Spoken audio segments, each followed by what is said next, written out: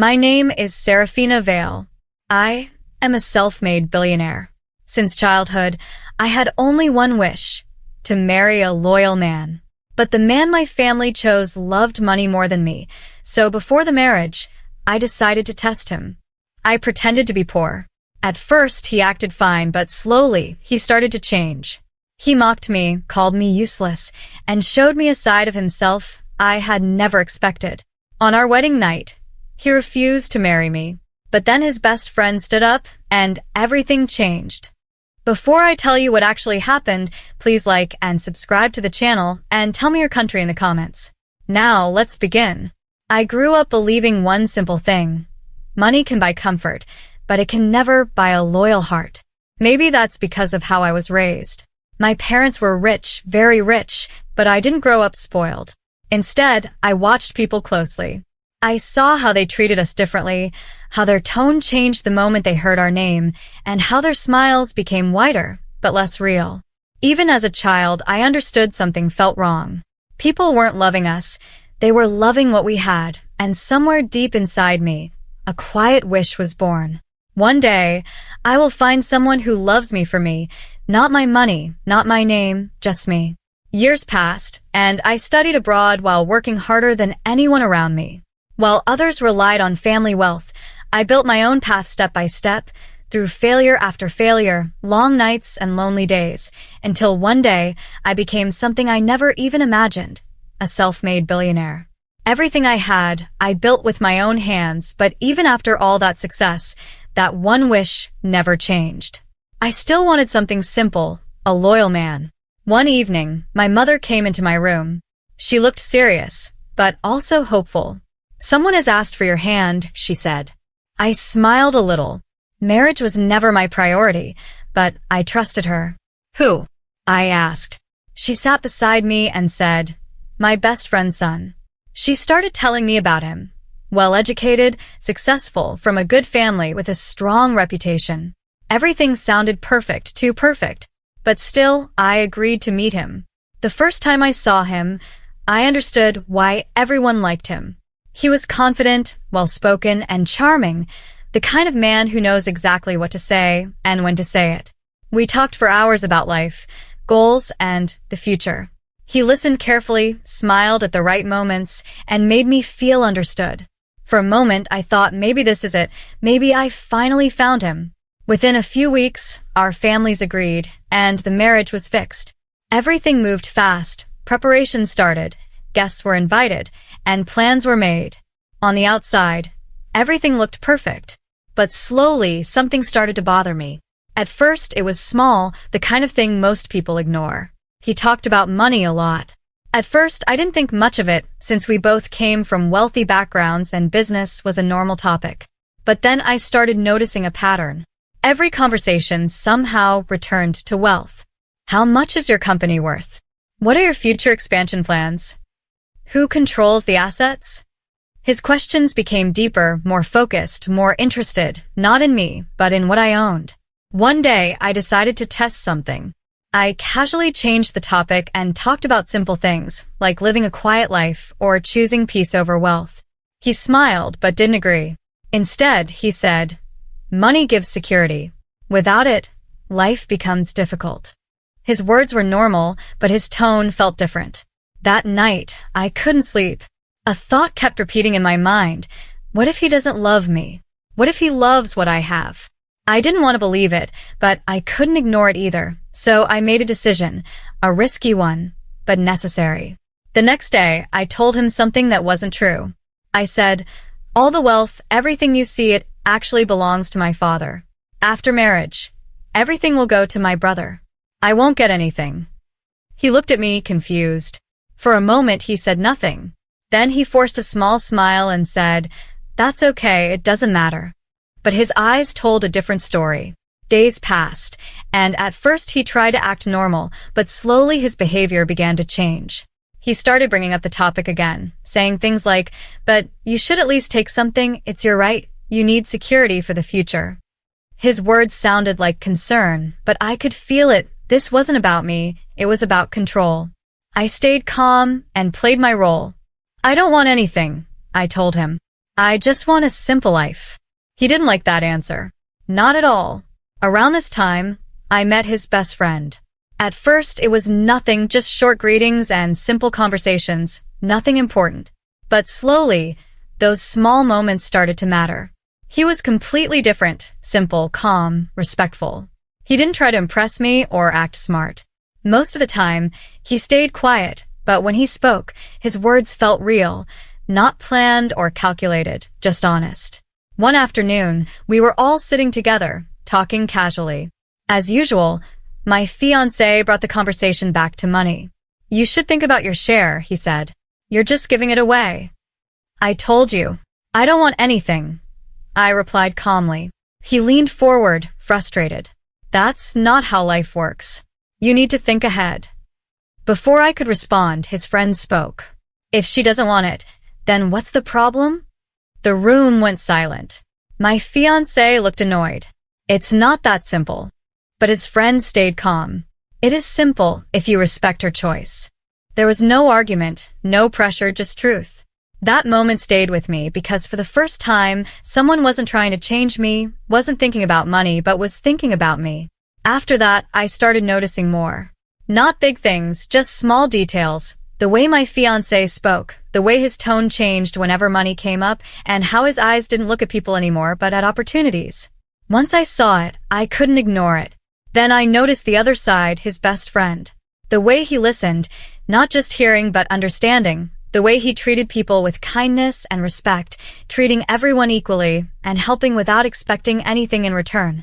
And with me, he was different in a way I couldn't explain. He listened to me, not to reply, but to understand. When I spoke, he didn't interrupt, didn't change the topic, didn't turn it into something else. He just stayed there, present.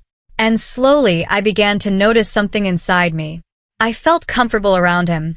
Not forced, not careful, not judged, just comfortable. And then something even more dangerous. I felt happy. Not because of anything big, but because with him, everything felt simple.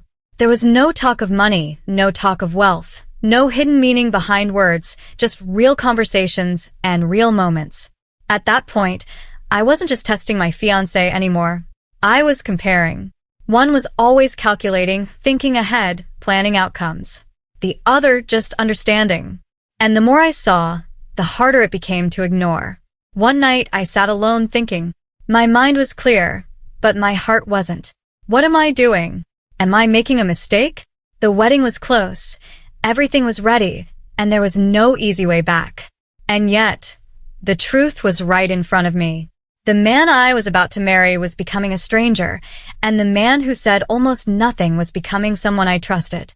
That realization felt dangerous because it meant one thing. I wasn't just afraid of losing the wrong man. I was afraid of losing the right one. That thought scared me, not because it was wrong, but because it came at the worst possible time. My wedding was only a few days away. Everything was already planned, guests invited, decorations ready, families excited, and there was no space left for doubt.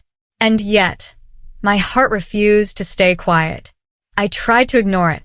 I told myself I was overthinking, that maybe I was being too harsh. After all, my fiancé never directly said anything wrong. He never insulted me or disrespected me openly. But sometimes, what people don't say reveals more than what they do. The next few days made things even clearer. He became more impatient, more controlling, and more focused on one thing, money. One evening, we were sitting together going over wedding details when he suddenly said, "After marriage, we should think seriously about financial planning." I nodded slightly. Like what? He leaned forward. "You should talk to your father again." I looked at him. "About what?" "About your share." His voice was calm, but firm. I stayed silent for a moment, then said softly, "I already told you. I don't want anything." He sighed, clearly frustrated. "That's not practical." That word hit me. Not emotional, not personal, practical. "This is not about greed," he continued. "This is about security." I looked straight into his eyes. "Or control?" I asked quietly. For the first time, his expression changed, just for a second, but I saw it. He quickly smiled again. "You're misunderstanding me," he said. But now I wasn't sure anymore. That night, I sat alone in my room, thinking, replaying every conversation, every reaction, every small detail, and the more I thought, the clearer it became. He wasn't in love with me. He was in love with the life he imagined with me. The next day, I met his best friend again, not intentionally, just by coincidence. He was standing outside, looking at the sky, calm and quiet like always. Do you ever feel something is wrong, even when everything looks perfect? I asked. He looked at me for a moment, then nodded. Yes, he said simply. I gave a small smile. Then what do? He thought for a second, then said, I trust that feeling. Simple words, but they hit deep. I sat beside him, and for the first time, I felt like I didn't have to pretend. You're not excited about the wedding? He asked. I hesitated, then said honestly, I don't know what I feel anymore. He didn't interrupt or question. He just listened. After a moment, he said, You should only marry if you're sure. I laughed softly. It's not that simple. He looked at me. It is, if you're willing to face the truth. There was silence again, but this time it felt different. There was no pressure, no expectation, just understanding. And that scared me even more, because I knew if I kept talking to him, I might find answers I wasn't ready to face. So I stood up. I should go, I said. He nodded. Take care. No stopping me, no emotional words, just respect, and somehow, that meant more than anything else. The days passed quickly, and soon the wedding day arrived. Everything looked beautiful. Lights everywhere, music playing, guests smiling. It was like a perfect dream. But inside me, there was a storm. I looked at myself in the mirror, dressed as a bride, perfect, elegant, calm. But my eyes told a different story. Was this the right choice? That question refused to leave. Then I remembered something. This wasn't just a test for him, it was also a test for me, to see if I was strong enough to choose truth over comfort. The ceremony began. People gathered, families took their places, and everything moved forward exactly as planned. I saw him standing there, my fiancé, smiling confidently like nothing was wrong. For a moment, I wondered if I was wrong, if maybe I misunderstood everything. But then he looked at me, and in his eyes, I saw it again. Not love, not warmth, calculation. And in that moment, my doubt disappeared. I knew, no matter what happens today, I will not ignore the truth. The rituals continued, step by step, bringing us closer to the final moment. And then, just before everything could be completed, he moved. He stepped forward, raised his hand, and said, I need to say something. The music stopped, and the room went silent. But my heart didn't race, and I didn't panic, because deep down I already knew. This was the moment my test would end. The music stopped, and the room fell into complete silence as all eyes turned toward him. My fiancé stood there, calm and confident, like he had been waiting for this moment. I need to say something, he repeated. My parents looked confused, his parents exchanged nervous glances, and the guests leaned forward with curiosity. But me? I just stood there watching him, without fear or shock, just waiting. He took a deep breath and then said loudly, This marriage cannot happen. A wave of whispers spread across the hall, shock, confusion, disbelief. My mother stood up immediately. What are you saying? She asked, her voice shaking. He didn't even look at her. His eyes stayed on the crowd as he continued, We were told that she is wealthy. He paused, and then his voice turned colder. But the truth is, she is nothing. The words echoed, and for a second, no one reacted. Then suddenly, soft laughter began, whispers grew louder, and people started talking, judging. I could hear them clearly. Is it true? She's not rich. Then, why this marriage? My father tried to step forward, anger clear on his face, but before he could say anything, my fiancé spoke again. I cannot marry someone like this, he said, his voice sharp and cruel. I will not spend my life with a beggar. This time, the laughter grew louder, and the word beggar hung in the air, heavy and humiliating. I felt my mother's hand tighten and my father's breathing grow heavier, but I didn't move or react, because this was exactly what I needed to see. And then, a voice broke through the noise. "What are you doing?" It was him, his best friend. He stepped forward, anger clear in his eyes. "You can't do this. You can't ruin someone's life like this in front of everyone." The crowd quieted slightly, watching, waiting. My fiancé turned toward him, clearly annoyed. "Stay out of this," he said. But his friend didn't move. "This is wrong," he said firmly. "She trusted you." For a second, I saw something change in my fiancé's face, but then he laughed, a cold, mocking laugh. "Why do you care so much?" he said. There was silence. Then he added, "If you feel so bad for her, then you marry her." He looked at him directly, a smirk forming on his face. "And, honestly, she fits your status better anyway." This time, the laughter returned, louder and crueler than before. I saw his best friend lower his head for a moment, the pressure in that room heavy, unfair, and brutal. Anyone else would have stayed silent or walked away. But he didn't. After a few seconds, he lifted his head again.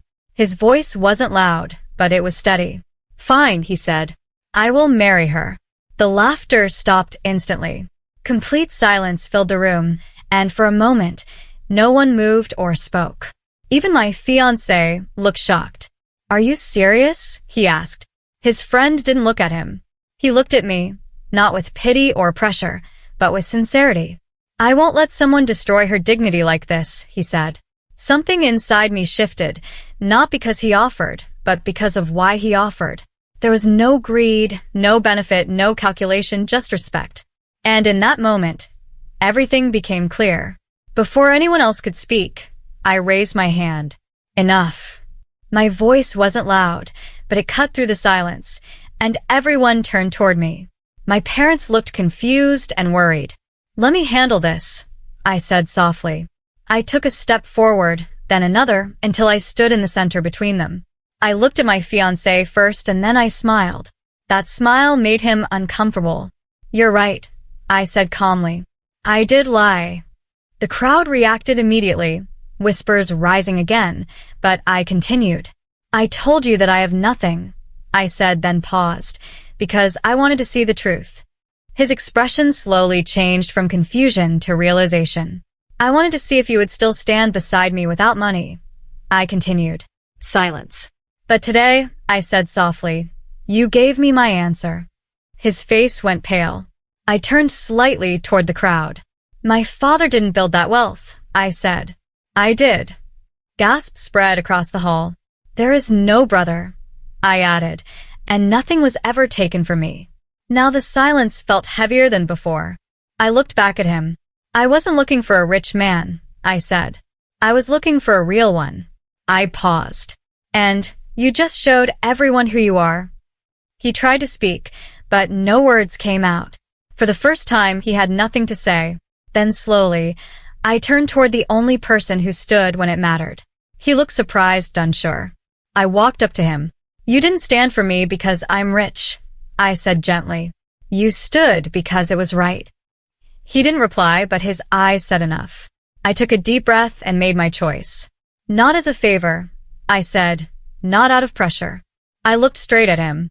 "But because you are the man I was looking for." The room held its breath, and for the first time that night, I felt at peace. Because my test was over. That night, I did get married, but not to the man I was supposed to marry. I married the man who stood for me when the whole world laughed. Not the man who wanted my wealth, but the man who chose my dignity. And in that moment, I realized something I had been searching for my whole life. A real man doesn't stay when you have everything. He stays when you have nothing.